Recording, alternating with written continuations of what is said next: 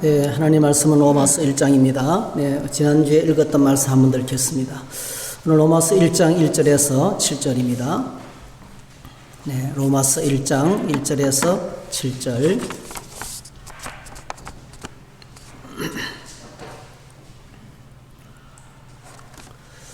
네. 같이 읽겠습니다. 예수 그리스도의 종 바울은 사도로 부르심을 받아 하나님의 복음을 위하여 택정함을 입었으니 이 복음은 하나님이 선지자들을 통하여 그의 아들에 관하여 성경에 미리 약속하신 것이라. 그의 아들에 관하여 말하면 육신으로는 다윗을 통해서 나셨고 성결의 영으로는 죽은 자들 가운데서 부활하사 능력으로 하나님의 아들로 선포되셨으니 곧 우리 주 예수 그리스도시니라. 그로 말미암아 우리가 은혜와 사도의 직분을 받아 그의 이름을 위하여 모든 이방인 중에서 믿어 순종하게 하나니 너희도 그들 중에서 예수 그리스도의 것으로 부르심을 받은 자니라. 로마에서 하나님의 사랑하심을 받고 성도로 부르심을 받은 모든 자에게 하나님 우리 아버지와 주 예수 그리스도로부터 은혜와 평강이 있기를 원하노라. 아멘. 아멘. 네, 오늘 이 말씀을 가지고 부르심을 받은 사람, 이런 제목으로 함께 말씀을 나누겠습니다. 위대한 하나님의 사람 사도 바울이 예수 믿는 사람들을 잡아오기 위해서 군대를 동원해서 시리아의 다마스커스로 가다가 주님을 만났습니다. 부활하셔서 살아계시는 예수님을 만났습니다. 그것은 강력한 성령 체험이었습니다. 강력한 영적인 체험이었습니다. 시간적으로 보면 그때는 예수님이 십자가에 죽으시고 부활하시고 성천하시고 그리고 성령이 오시고 오순절날 성령이 오시고 그리고 교회들이 교회가 생기면서 유대인들이 예수님을 믿게 되고, 그래서 유대인들 입장에서 볼 때는 예수 믿는 사람들이 그 시대 그 사회를 어지럽히는 신종 사입이 이단처럼 보였던 거예요. 그래서 시기적으로 보면 이미 예수님이 성천하신 이후에요. 예. 그런데 이 사울이라는 청년이 핍박하러 가다가 주님을 만났습니다. 성령의 능력으로 주님을 만나고 거듭나는 이 강력한 영적인 체험의 시간을 가졌어요. 그때 이후로 그는 자기를 소개할 때 예수 그리스도의 종 바울 이렇게 소개했어요. 예수 그리스도의 종 바울. 이 말만 들어도 은혜가 돼요. 어떻게 그렇게 무섭도록 스데반을 순교시키고 예수 믿는 사람들을 잡아가두고 교회를 박해하던, 이 땅에서 교회라는 것은 없애버려야 돼, 모든 기독교들은 잡아서 가두어버려야 돼, 이렇게 나서던 사람이 기도하지도 않았어요. 예수 믿는 사람들을 잡으러 가는 중이었어요. 근데 주님을 만나고 완전히 변화되었어. 그가 주님의 종으로, 예수 그리스도의 종으로 그렇게 자신을 소개하고 일평생 그렇게 살았던 것을 보게 됩니다. 여러분, 오늘 저와 여러분들이 이 자리에 앉아 있는데요, 우리도 전에는 하나님을 몰랐어요. 하나님을 모르던 저희들, 하나님을 모르는 것이 가장 큰 죄거든요. 부모님이 계시고 또 어른들이 계시는데 없는 것처럼 없는 것처럼 산 것이 얼마나 무서운 죄인지 모르잖아요. 마찬가지로 하나님이 날 사랑하시고 역사의 주관자가 되시고 내 생명을 주시고 내 길을 지도하고 계시고 나와 함께 계시는데 없는 것처럼, 모르는 것처럼 무시하고 산 것이 큰 죄죠. 그랬던 저와 여러분들, 오늘 저와 여러분들이 하나님을 예배하고 있습니다. 하나님을 예배하고 있습니다. 우리의 존재 자체가, 우리의 이름 자체가 하나님의 큰 찬양이 되고 영광이 될 줄로 믿습니다.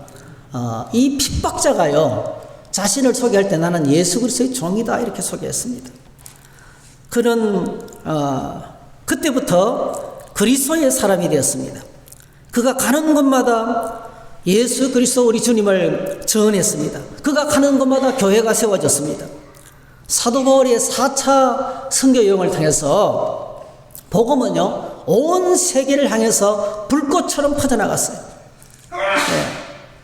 로마가 그 당시에 군사력으로 온 세상을 통일하고 지배하고 있었는데 그 로마가 잘한 것이 두 가지가 있어요. 첫 번째로는요, 그 로마가 길을 닦았어요. 모든 길은 로마로 통한다. 온 세상을 향하는 길을 만들었어요. 그 다음에 언어를 통일했어요. 언어, 그게 코인의 헬라어입니다. 일반 서민들이 쓰는 언어, 코인의 헬라어. 그래서 여러분, 성경이 코인의 헬라어로 기록되고 로마가 닦아놓은 길을 가지고 길로 사도 바울이 4차례에 걸쳐서 복음을 전파했어요. 그 길과 그 언어는 뭐죠? 하나님의 복음이 전파되는 통로였습니다. 참 놀랍습니다. 그 당시에 기독교의 가장 큰 박해 세력이 로마였어요. 로마가 황제 숭배주의를 하면서 기독교인들을 잡아가두었어요, 여러분. 얼마 동안이나요? 예, 콘스탄틴 대제가 기독교를 공인할 때까지 10명의 황자들이 무섭도록 기독교를 박해했는데, 놀랍게도 로마가 닦아놓은 길로, 로마가 쓰는 언어로 하나님의 복음이 온 세계적으로 퍼져나가기 시작했습니다. 참 아이러니하죠. 정말 놀랍습니다.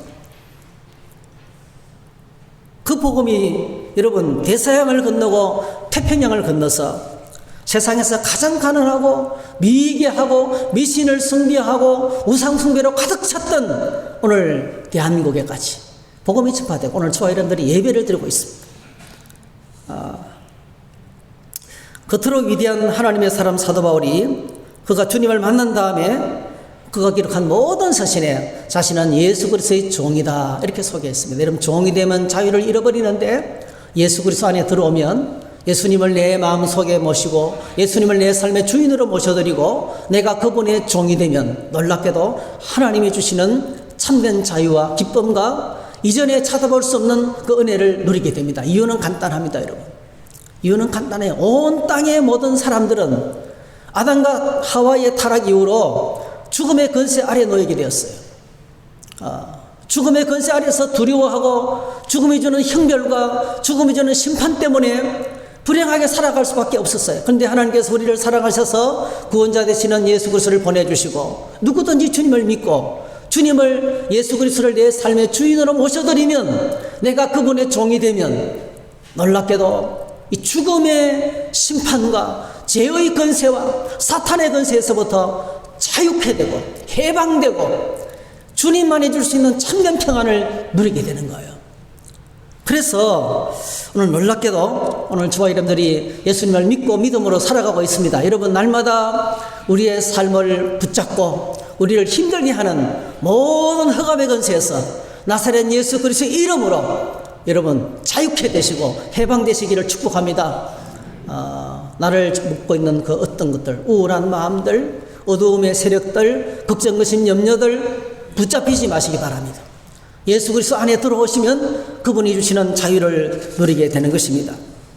그래서 사도 바울은 놀랍게도 자신을 예수 그리스도의 종으로 소개했는데 우리가 지난 시간에 이것을 생각했습니다. 오늘은 이 자신을 예수 그리스도의 종으로 소개한 이 사도 바울이 자신의 삶의 목적을 밝힙니다. 자신의 삶의 목적, 자신의 인생의 목적을 밝히고 있습니다. 로마서 1장 1절에 보니까 예수 그리스도의 종 바울은 사도로 부르심을 받아 하나님의 복음을 위하여 택정함을 입었다 이렇게 말하고 있습니다. 한번 따라 하실까요? 사도로 부르심을 받아. 네, 여러분 인생의 목적을 갖고 있습니까? 여러분은 무엇을 위해서 살아가고 있습니까? 내 인생의 목적은 이것이다 있습니까? 하늘이 준 비전과 사명을 갖고 살아가고 있습니까? 이런 목적을 발견한 사람은, 목표를 가지고 목표를 바라보고 살아가는 사람은 잘 사는 사람이에요. 그 사람의 인생은 행복합니다, 여러분. 목표를 이룰 때 가장 행복하거든요. 목적을 향해서 나아갈 때 가장 행복하거든요. 근데 목표를 잃어버리고 목적지를 잃어버리면 그는 방황합니다. 목적지가 없는 인생은 방황하는 인생이에요. 사도 바울은 자신을 소개하면서 거의 모든 서신에서 두 가지를 항상 소개하죠. 나는 예수 그리스도의 종입니다. 그리고 나는 사도입니다. 나는 사도입니다. 그렇게 소개하고 있습니다. 사도 바울의 사도됨을 비난하고 공격하는 사람들이 많았어요. 엄청나게 많은 사람이 저런 사람이 사도냐? 그가 예수 믿는 사람들 핍박하던 사람들이 아니냐? 그의 몰골을 좀 봐라. 형편없지 않느냐? 편지는 좀 잘 쓰는 것 같은데 말은 형편없지 않느냐. 사도 바울이 설교하면요, 조는 사람들이 많았어요. 졸다가 떨어져서 죽은 사람도 있어요. 그가 글을 쓰는 것은 대단하지만은 말을 뭐 그렇게 하느냐. 몸에 지병을 안고 있었어요. 어떤 이는 그것을 간질병이라 그래요. 간질병. 그렇게 하나님께 간절히 기도했지만은 고쳐지지 않는 그 심각한 질병을 안고 있었습니다. 뭐 그런 사람이 사도냐? 그런데 여러분, 놀랍게도 사도 바울은 일관되게 어떤 상황 속에서라도 나는 하나님께 부름받은 사도다. 나를 사도 되게 하신 분은 하나님이시다. 이렇게 형편없는 나이지만은 하나님께서 나를 거룩하고 위대한 하나님의 사람으로 부르셨다고 고백하고 있어요. 제가 좋아하는 구절이 고린도전서에 나오는데 이렇게 고백합니다.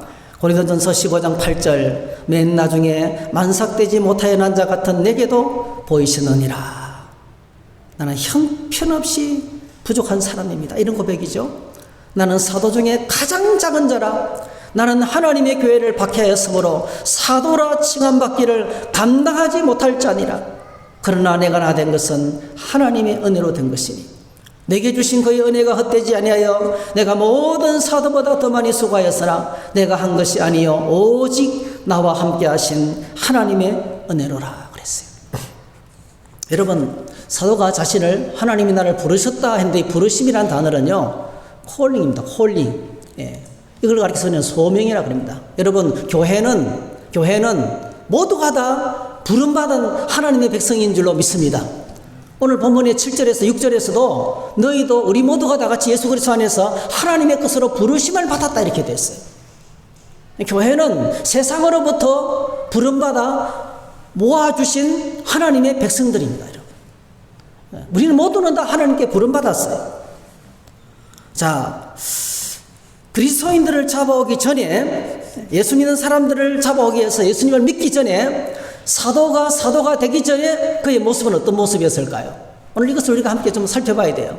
그는요, 한마디로 사람을 잡아 죽이기 위한 살기가 등등한 사람이었어요. 참 무서운 표현입니다. 사도행전 9장에 보니까 사울이 주의 제자들에 대하여 여전히 위협과 살기가 등등하여 대제사장에 가서 다메섹 여러 회당에 가져갈 공문을 청하니 이는 만일 그 도를 따르는 사람을 만나면 남녀를 막론하고 결박하여 예루살렘으로 잡아오려 함이라 이랬어요.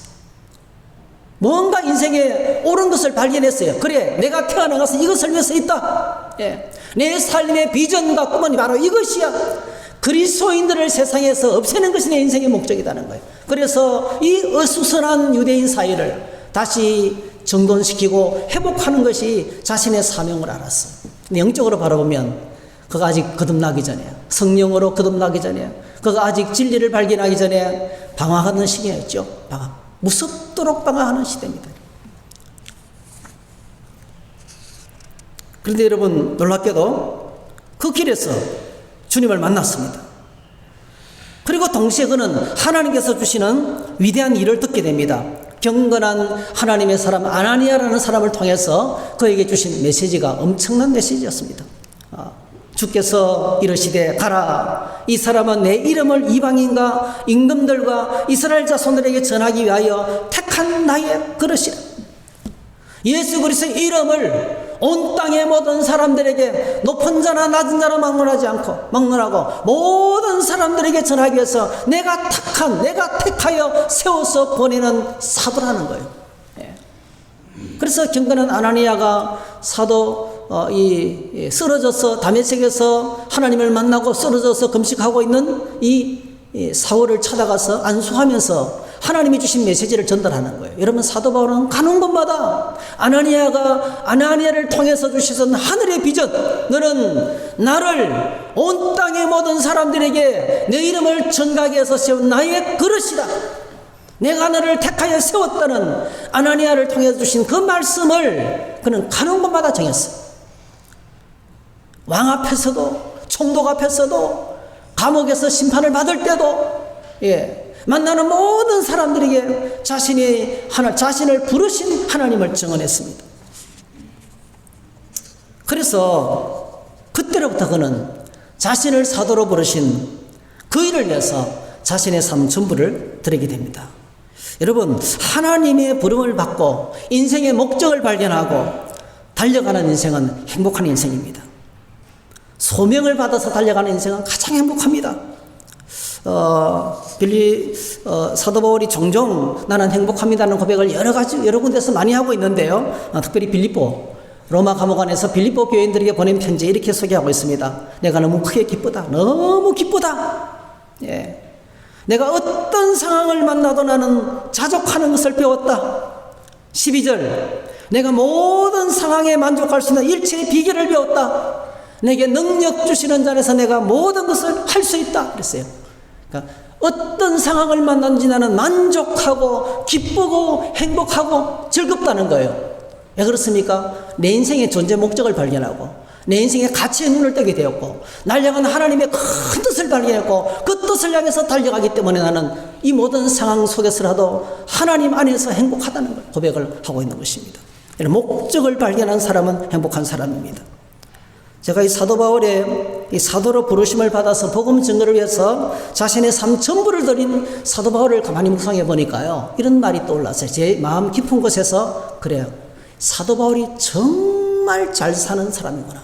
잘 사는 사람이구나. 정말 잘 사는 사람이구나 하는 생각이 들었어요.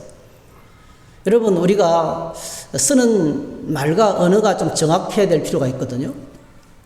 우리는 때때로 이 세상 속에 살면서 언어의 의미를 이 변질시켜서 쓸 때가 참 많이 있어요. 잘못 사용할 때가 많이 있습니다. 이 말은 생각에서 나오잖아요. 말이 정확해야 되는 것은 생각이 정확해야 되거든요.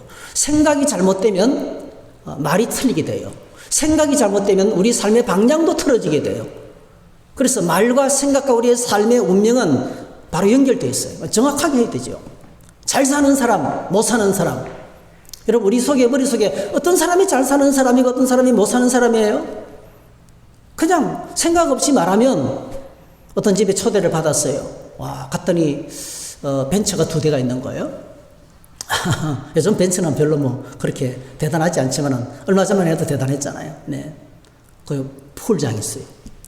그리고 방 안에 들어갔더니 수천만 원짜리 오디오가 있는 리스닝 룸이 있는 거예요. 예? 음악을 좋아하는 사람들에게는 너무나 부러운 거죠. 여러분, 거기 한번 앉았어요. 음악을 한번 들어보세요. 천국에 온 것 같아요. 엄청납니다. 네. 뭐 이런저런. 갔다 오고 난 다음에요. 와, 나 그렇게 잘 사는 사람 처음 봤네. 이렇게 말하기 쉬워요. 반대로. 어렵게 살아가는 사람들이 이렇게 말하면 나는 되게 못 살아요. 어렵게 살아가는 사람 난 못 살아요. 그래서 낙심하고 좌절하고 절망하면서 살아가기 쉽습니다, 여러분. 여러분, 말을 너무 잘못한 거죠. 그건 부자지. 가진 것이 많은 것이 잘 사는 건 아니거든요. 돈이 많은 것이 잘 사는 거예요. 돈이 많아도요, 악하게 살아갈 수 있어요. 교만하고, 무례하고, 교양 없고, 네. 사람들을 무시하며, 하나님 나라에 대해서는 아무것도 모르고, 진리의 눈을 감은 채, 내 마음대로 살아갈 수가 있어요. 인생에 방황이 없이 방황하는 배처럼, 떠돌이 배처럼 살아갈 수가 있어요. 가난한 사람은 못 삽니까, 여러분? 가난해도요, 경건하고, 고통당하는 사람들의 고통을 나누면서, 자기가 가진 능력으로 사람들을 기쁘게 하며 섬기며, 믿음 안에서 경건하게 하나님을 바라보며 살아가는 사람들이 얼마나 많은지 몰라요. 그러니까, 잘 사는 것, 못 사는 것은요, 우리의 소유에 의해서 결정되지 않는다는 거예요. 강남에서 큰 아파트를, 고가의 아파트를 소유하고, 빚값은 적은 자동차와 모든 것을 소유하고, 그리고 백화점에 아침 일찍부터 출퇴근하면서, 그게 신상을 찾아다니면서 명품을 걸치고 살아도, 그게 잘 사는 게 아닐 수 있다는 거예요. 너무너무 잘못된 삶이 사치와 방탕과 타락과 성경이 그토록 저주하는, 저주받은 삶이 될 수 있다는 거예요. 저는 사도 바울을 보면서 정말 잘 사는구나. 여러분, 잘 살기 위해서는 뭐가 필요합니까? 잘 사는 사람은 행복한 사람인데요, 잘 살기 위해서는 반드시 필요한 것이 있어요. 소유 가치가 높은 게 아니고요, 존재 가치가 높아야 돼요. 우리 이걸 자존감이라고 그래요. 자존감. 나는 꼭 필요한 사람이야. 나는 꼭 필요한 사람. 나는 반드시 있어야 돼. 예, 존재 가치가 높아져야 행복감이 올라가게 되고, 그리고 잘 살게 됩니다, 여러분. 놀랍게도 여러분, 예수 그리스도의 종이 되면, 예수 그리스도를 내 삶의 주인으로 모시면 우리의 존재 가치가 높아집니다. 제가 성경을 보니까요, 땅에서 하늘만큼 높아지더라고요. 땅에서 하늘만큼 높아지더라고요. 출애굽한 이스라엘 백성들이 400년 동안 노예로 살아요. 노예로 태어나서 노예로 자라고 노예로 죽어요. 인생의 개인적인 꿈은 없어요. 그냥 물건 취급을 당하면서 400년 동안, 여러분 400년 동안 노예 생활을 해보세요. 자신의 정체성이 없어요. 자아가 없어져 버립니다, 여러분. 그게 개인적인 꿈을 이룰 수 있는 것이 없어요. 인생의 목적 불가능합니다. 근데 주님께서 모세를 통해서 구원하셔서 호렙산 앞에서 언약을 맺으면서 너희가 내 말을 지키며 너희가 내 언약 안에 거하면 너희는 나의 소유가 되고 내가 애지중지하는 하나님의 보물이 되고 제사장 나라가 되고 너희를 통해서 천하 만민이 복을 받게 될 것이라고 약속하셨어요. 어제까지 노예였는데요, 언약을 맺으면서 제사장이 됐어요. 그 당시에 최고 그룹 제사장 그룹이 된 거예요. 에베소서 말씀을 보면 하나님께서 우리가 예수님을 예수 그리스도 안에 들어가고 우리가 예수님을 왕같은 주님을 내 주인으로 모셔드리면 우리가 얼마나 존귀한 존재의 눈을 뜨게 됩니다. 눈을 뜨게 됩니다, 여러분. 천지를 창조하신 하나님께서 눈을 떼지 않고 사랑하는 사랑받는 존재가 되는 거예요. 우리가 왜 태어났습니까? 존귀하신 하나님의 사랑받기 위해서 태어났어요. 하나님의 사랑 가운데 살기 위해서 이 땅에 태어났습니다. 우리는 하나님의 친자녀가 되고 하나님의 왕같은 제사장이 되고 하나님 나라의 근속입니다, 여러분. 에베소서 2장에 보면 이렇게 기록하고 있어요. 그는 허물과 죄로 죽었던 너희를 살리시도다. 그때의 너희는 그 가운데서 행하여 이 세상 풍조를 따르고 공중의 근세 잡은 자를 따랐으니 곧 지금 불순종의 아들들 가운데서 역사하는 영이라. 전에는 우리도 다 그 가운데서 우리의 육체의 욕심을 따라 지내며 육체와 마음에 원하는 것을 하여 다른 이들과 같이 본질상 진노의 자녀였더니 긍휼이 풍성하신 하나님이 우리를 사랑하신 그 큰 사랑을 인하여 허물로 죽은 우리를 그리스도와 함께 살리셨고 또 함께 일으키사 그리스도 예수 안에서 함께 하늘에 앉히시니. 한번 따라 하실까요? 그리스도 예수 안에서 함께 하늘에 앉히시니. 지금 앉아 있는 거예요, 여러분. 오늘 저와 여러분들이 하나님 나라에 앉아 있는 거예요.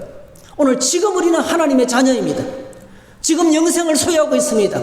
지금 우리에게 천국의 약속이 주어졌어요. 지금 우리는 뭐죠? 하나님 앞에 설 수 있는 당당한 자격을 받은 의롭다함을 얻었어요. 제사함 받고 의롭다함을 얻고 하나님의 자녀가 되고 영생을 소유하고 뉴 라이프, 새 생명을 가지고 영원한 천국을 향해서 지금 나아가고 있어요. 죽어서 천국 가는 것도 맞아요. 지금 이미 하나님 나라 백성이에요. 이렇게 높여주셨어요. 예수 믿기 전에 저는 자존감이 너무 낮았어요. 너무 많이 아파가지고 친구가 아무것도 없었어요. 공부하다가 픽 쓰러지고 뭐 그런 저에게 자존감이 있을 수가 없죠. 예수 믿고 나서요, 제게 찾아온 제일 큰 변화는 잃어버린 내 자신을 되찾았어요. 내가 되찾아줬어요. 내가 없었는데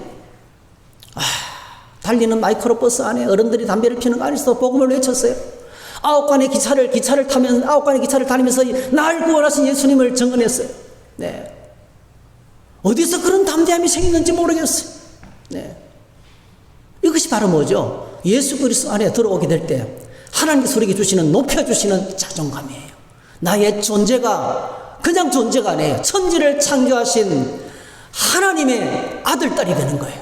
네. 하나님의 눈을 떼지 않고 사랑하는 하나님의 사랑받는 존재가 되는 거예요. 인생을 그냥 왔다가 그냥 가는 것이 아니고요, 존재의 목적이 분명하게 세워지는 것입니다. 여러분, 이 존재 가치는요, 나의 존재 가치는 존재 목적에서 나옵니다. 이 땅에 존재하는 모든 것들은 그 존재 목적이 있죠. 마이크는 왜 있어요? 이렇게 많은 분들 앞에서 말씀을 분명하게 전달할 수 있는 큰 도구잖아요. 이 마이크에 여러분, 우리가 쓰고 있는 마이크가 옛날에는 100만 원 했어요, 이게. 예. 이게 100만 원짜리예요. 방송국에서 쓰는 마이크예요. 엄청나게 고가였어요, 그 당시에는. 지금은 좀 많이 다운됐어요. 근데 이 마이크가요, 이 기능을 상실하면 아무 소용없죠. 그냥 갖다 버려야 돼요. 네. 이 기능을 잃어버리면, 존재 목적을 잃어버리면 가치가 없어지는 거예요. 존재 가치는 존재 목적에서 나옵니다, 여러분. 뭘 위해서 내가 존재하느냐는 거지. 여러분, 오늘 이 땅에 우리가 뭘 위해서 존재합니까, 여러분? 먹다가, 살다가, 자다가, 마시다가, 그리고 돌아가실 것입니까? 그게 전부입니까? 짐승보다 못해요. 우리의 존재 가치가 아무것도 아닌 거예요. 이런 물질이 지배하는 세상에서는요, 사람의 존재 가치가 아무것도 아닌 거예요. 그러니까 오늘 돈을 위해서라면, 물질을 위해서라면 사람의 목숨을 아무렇지도 않게 생각하는 이 무서운 시대가 우리에 살아가고 있는 거예요. 이 불신의 시대는요, 너무나 무서운 시대인 거예요. 생명을 생명으로 알지 않습니다, 여러분.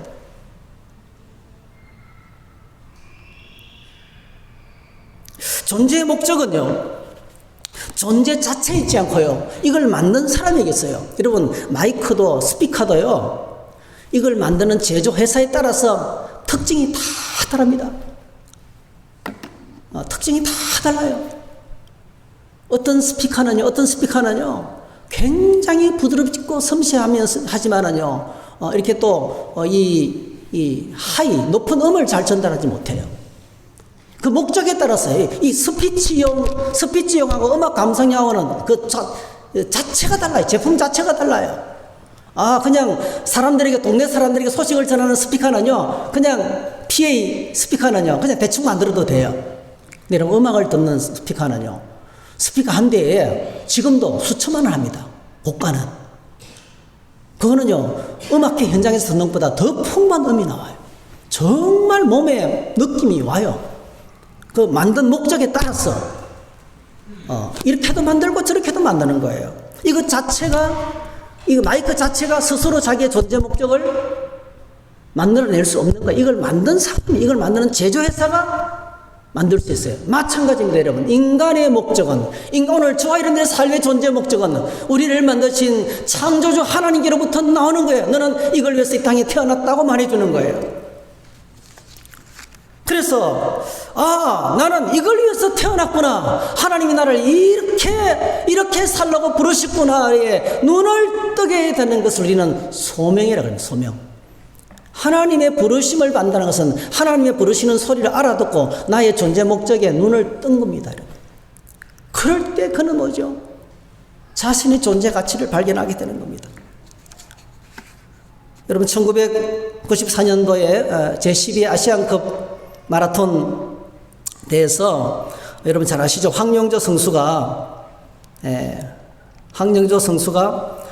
금메달을 땄어요. 굉장했습니다. 네. 엄청났습니다. 감격이 말할 수가 없었습니다. 근데 그때 황영조 선수가 신었던 그 신발이요, 운동화가 얼마짜리인지 아세요? 코롱에서 만들어준 건데 1억 원짜리예요. 1억 원짜리 신발을 신고 달렸어요. 황영조 선수가 1억 원짜리 신발을 신는 것은요, 분명한 목적이 있었어요. 그럴 만한 가치가 있는 거예요. 1초라도 기록을 단축할 수 있다면, 그렇죠? 1초라도 기록을 단축해서 금메달을 딸 수 있다면 그 신발에 돈을 투자해야 되죠. 그리고 그 결과 뭡니까? 우리나라의 이름을 온 세계 위에 더 높이기 위해서 1억은 아무것도 아닌 거예요. 그런데 그 당시에 중고등학교에서 어떤 붐이 부른지 아세요? 네, 나이키 농구화 10만 원짜리 농구화 학생들이 막 시키기 시작했어요. 가난한 사람은 꿈도 못 꿨어요. 그 당시 한 30년 전이잖아요. 29년 전이니까. 여러분, 30년 전에 10만 원짜리 신발, 지금도 저는 10만 원짜리 신발이 좀 부담스러워요. 근데 그 당시에 10만 원짜리 신발은 엄청난 거였거든요. 근데 안 신고 다니는 아이들이 없을 정도로 많았어요. 진짜 가난한 사람들만 못 신었어요. 그걸 보고요, 외국에서 난리가 났어요. 와, 한국이 이런 나라였구나. 그게 뭔지 아세요, 여러분? 왜 10만 원짜리 신발을 왜 신죠? 그 신는 목적이 뭘까요? 뭐였어요? 그 신발을 신고 1초라도 기록을 단축하기 위한 겁니까? 그걸 통해서 국위를 선양하기 위한 겁니까? 아무것도 없어요. 딱 한 가지예요. 딱 한 가지. 신발 자랑. 나 이런 거 신는다는 자랑인 거예요. 우린 그걸 보고 쓸데없다 그럽니다. 쓸데없는 일. 오죽 자랑할 게 없으면 신발을 자랑하겠어요. 껍데기라는 거예요. 예. 오늘 이것이 이 땅을 살아가는, 하나님 없이 살아가는 이 땅의 사람들의 실체입니다. 뭔가를 자랑하는 것처럼 보이는데 그게 다 뭐죠? 예, 껍데기라는 거예요. 속이 텅텅 비었다는 거예요. 정말 중요한 것은 우리의 존재 자체입니다. 나의 존재가 하나님의 사랑을 받고 나는 하나님의 형상으로 지어받은 존재고 예수 그리스도 십자가의 보혈로 구원받은 존재고 나는 하나님 나라에서 너무나 존귀한 존재고 하나님께서 나에게 이 일을 맡기셨는데 이 일을 감당할 때까지 나는 죽지 않을 거야. 나는 끝까지 사명을 감당하면서 하나님 앞에 서게 될 거예요. 그런 소명의식을 가지고 믿음으로 달려가지 않는 인생들은요, 세상에 보이는 껍데기들로 치장하는 거예요. 네.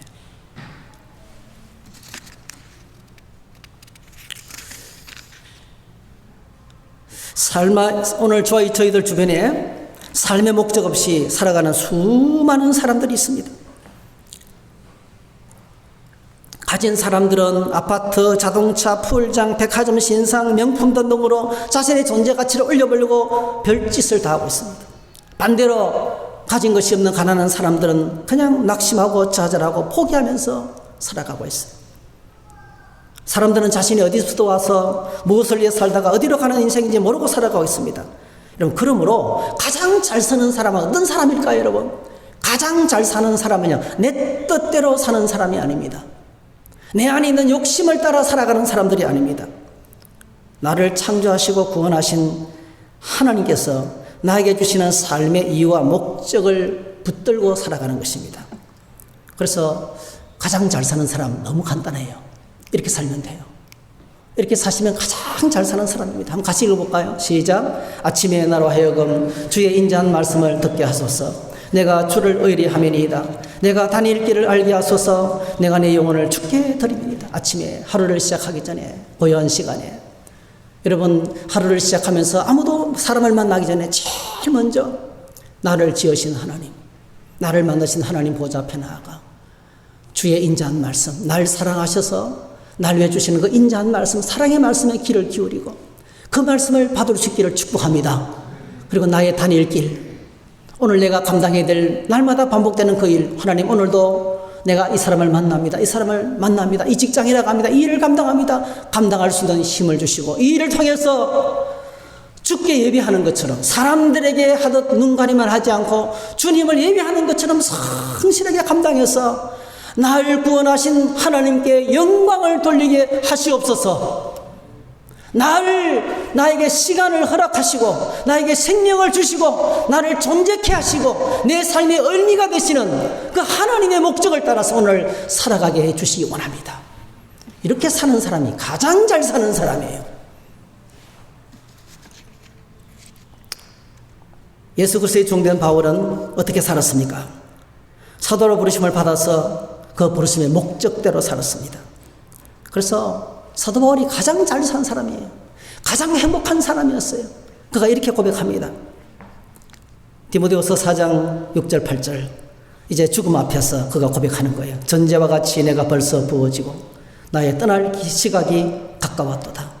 나는 선한 싸움을 싸우고 나의 달려갈 길을 마치고 믿음을 지켰으니 이제 흐르는 나를 위하여 의의 멸류관이 예비되었으므로 주 곧 의로우신 재판장이 그날에 내게 주실 것이며 내게만 아니라 주의 나타나심을 사모하는 모든 자에게도니라 했어요. 우리 지난 주간에 홍 집사님 천국 가셨어요. 홍 집사님의 생애가 이렇게 사신 거예요. 여러분, 그날 새벽까지 새벽기도 같이 했어요. 네. 그 주간에 수요기도에 나와서 기도하셨어요. 네. 집사님의 마음속에요, 복음에 대한 불이 가득했어요. 연세는 많으시고 몸은 불편하셨지만은요, 복음의 열정은 가득했어요. 목사님 이렇게 하면 됩니다. 저에게 와서 얼마나 많은 격려를 주셨는지 몰라요. 목사님 양육훈련, 제자훈련, 이거 대단하다는 거예요. 예?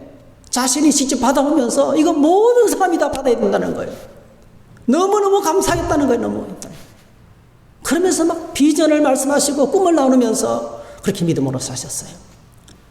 그리고 평소에 늘 기도하신 대로 내가 아파트로 누워서 몸 불편하신 우리 오집사님 불편하시잖아요. 아들 하나밖에 없잖아요. 우리 은경집 왔지만 몸 불편한 아내와 하나밖에 없는 아들이 내 병치료 한다고 인생이 소모되고 그러지 않았으면 좋겠다. 나 그냥 바로 천국 갔으면 좋겠다. 가장 두려워하던 그거였어요. 늘 기도하면서 가장 무서운 거 내가 아파트로 누우면 안 되는데 너무너무 두려워하셨어요. 근데 여러분 오집사님 아침에 출근시켜드리고 돌아와서 혼자서 화장실 갔다가 나오시면서 넘어지셔서 돌아가셨어요. 제가 장례식장 가서 이 말씀 읽어드렸잖아요. 선한 싸움을 싸우고 달려갈 길을 마치고 믿음을 지켰어요.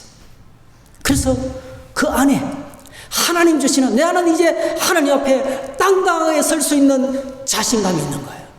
그 당당한 자신감으로 하나님 앞에 서게 된 것입니다. 오늘 사도 바울이 고백했어요.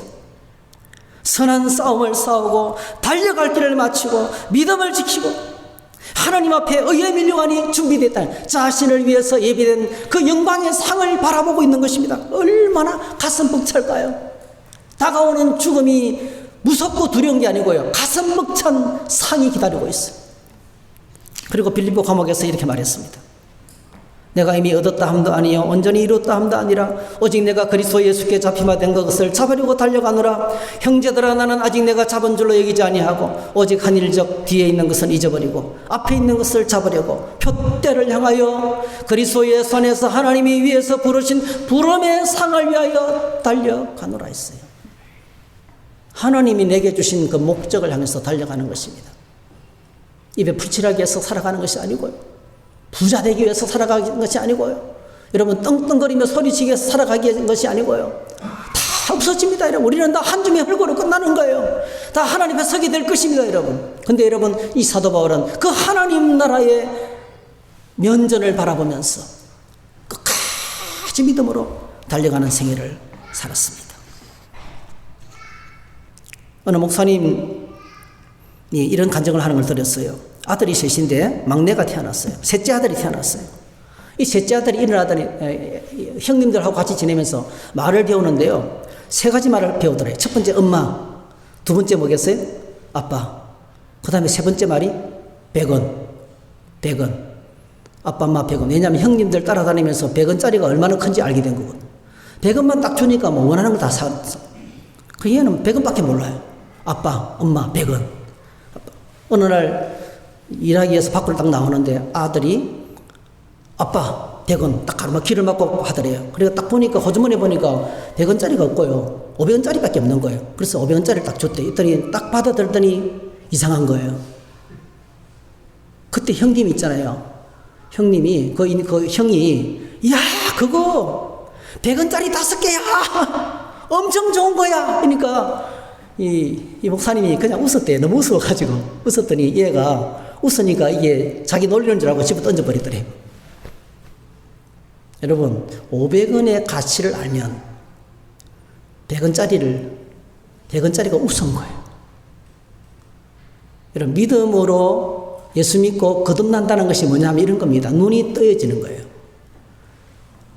보이는 것이 달라지는 거예요. 바라보는 것이 세상처럼 바라보지 않는 거예요. 여러분 이 땅의 것만 바라보고 가치를 정하지 않는 것입니다. 믿음은 바라는 것들의 실상이요 보이지 않는 것들의 증거라 했어요. 지금까지 보지 못한 것을 보게 되는 거예요. 100원짜리만 알면 500원짜리가 안 보여요. 그래서 오늘 우리에게 가장 정말 중요한 문제가요 이 욕심입니다. 여러분 하나님의 뜻대로 하나님의 목적대로 사는 삶의 반대가 바로 뭐냐면요 내 욕심대로 살아가는 것입니다. 어떻게 욕심을 컨트롤할 수 있을까요? 간단합니다. 여러분 더 나은 가치에 눈을 뜨면 되는 거죠. 더 나은 가치에 눈을 뜨게 되는 것입니다. 500원짜리를 알면 500원짜리에 눈을 뜨면 100원짜리는 그냥 아무것도 아닌 거예요. 왜 사람들이 아무것도 아닌 것을 붙들고 그렇게 목숨 걸고 이런 엄청나게 많은 그리스도인들이 이 땅의 가치만을 붙들고 목 놓아 기도해요. 왜 그렇게 에너지를 소비해요? 그러다가 탈진해버려요. 거룩한 하나님 나라의 의를 붙들고 몸부림을 치고 하나님이 내게 주신 비전을 붙들고 몸부림을 치고 달려가지 못하고 눈에 보이는 세상 것들 붙들고 에너지 소모 다 하는 거예요. 너무 잘못된 것을 붙들고 인생을 걸어요. 그래서 여러분, 욕심은요, 오늘 정말 이 세상에서 가장 큰 불행의 원인이 욕심입니다. 욕심. 가치에 눈을 뜨지 못하면 욕심에 붙들려서 살아가게 됩니다. 야고보서 1장 15절에 욕심이 잉태한 적 죄를 낳고 죄가 장성한 적 사망을 낳는다 했어요. 디모데전서 6장 10절에 보니까 돈을 사랑함이 일만하게 뿌리가 되고 이것 때문에 사람 잡는다는 거예요. 이것 때문에 믿음에서 떠나고 잘못된 길로 들어가고 스스로 자기를 줄질러 죽이는 돈에 대한 욕심 때문에 얼마나 많은 신앙이 무너지고 돈에 대한 욕심 때문에 얼마나 많은 거룩한 것을 잃어버릴 때가 많습니까? 여러분, 이렇게 말한다고 제가 돈을 싫어하는 거 아니에요. 돈 싫어하는 사람 있을까요? 돈 싫어하는 사람 딱 두 종류예요. 하나는 위선자예요. 또 하나는 바보예요. 돈 싫어하는 사람은요, 위선자거나 싫어하는 척 하는 거나 아니면 지력이 모자라서 바보거나 둘 중에 하나예요. 돈이 중요하다는 걸 모르는 사람 아무도 없어요, 여러분. 근데 오늘 돈에 대한 욕심 때문에 돈을 사랑하며 일만하게 뿌리가 되나니 그랬습니다. 욕심은 우리 안에 가치관과 연결되어 있습니다. 욕심을 버리려면 거듭나야 돼요. 눈이 열려야 됩니다. 예수님께서 니고데모에게 말했어요. 거듭나지 않으면 하나님 나라를 볼 수 없다. 거듭나지 아니하면 하나님 나라를 못 본다 했어요. 예, 거듭나야만이 하나님 나라의 가치에 눈을 뜨게 된다는 것입니다. 그래서 사람이 물과 성령으로 거듭나지 아니하면 진짜 중요한 것이 뭔지 못 보게 되는 것입니다. 거듭나면, 성령 받아서 거듭나면, 오늘 사도 바울과 같이 주님을 만나서 거듭나면 하나님 나라가 보입니다. 세상이 웃어 보입니다. 우리가 지금 그렇게 소중하게 생각하는 것들이 10원짜리로 보여요. 예, 빌립보서에서 사도 바울이 고백했죠. 뭐라고 고백합니까? 모든 것이 배설물처럼 보인다는 거예요. 여러분, 사도 바울 히브리인 중에 히브리인이었고요. 로마 시민권을 가졌고요. 부자였어요. 부자. 네. 그 아버지가 다소에서 큰 사업을 했어요. 헬라 철학의 능통이었어요. 그 당시 사람들이 가장 부러워하는 것을 다 가졌어요. 그런데 그가 고백하기를 이 모든 것들은 똥이다. 배설물과 같다고 고백하고 있는 것입니다. 여러분, 말씀과 성령으로 거듭나야 합니다. 거듭나지 아니하면 신앙생활을 해도 욕심에서 떠나지 못합니다. 마틴 루터가 말했어요. 진정한 회심은 돈지갑이 회심이다 했어요. 진정한 회심은 돈지갑의 회심이라 했어요. 이제 이해가 돼요. 이해가 돼요. 욕심에서 벗어난다는 것은 거듭났다는 거예요. 새로운 가치관에 눈을 떴다는 것입니다. 그것은 바로 예수 그리스도의 안에 있는 하나님 나라의 보화에 눈을 뜬 사람이고 천국의 가치관으로 무장된 사람이고 하나님 나라의 질서가 그 안에 들어왔다는 것입니다. 사랑하는 성도 여러분, 오늘 말씀을 맺겠습니다. 사도 바울이 그리스도를 만났습니다. 강력한 그것은 성령의 체험이었습니다. 성령 받아서 예수 그리스도의 종이 되었습니다. 지금까지 그를 묶고 있던 모든 결박에서 자유케 되었습니다. 그때 그는 하늘 문이 열렸습니다.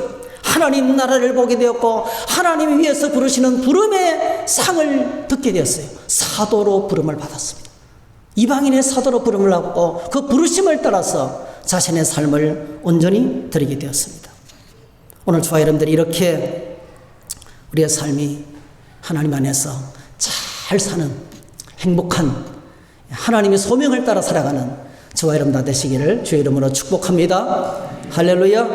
우리 함께 찬양하겠습니다. 우리 찬송가 495장 이건 곳이 거둘 자가 없는 이때에 누가 가서 거둘까, 이 찬양하겠습니다. 네.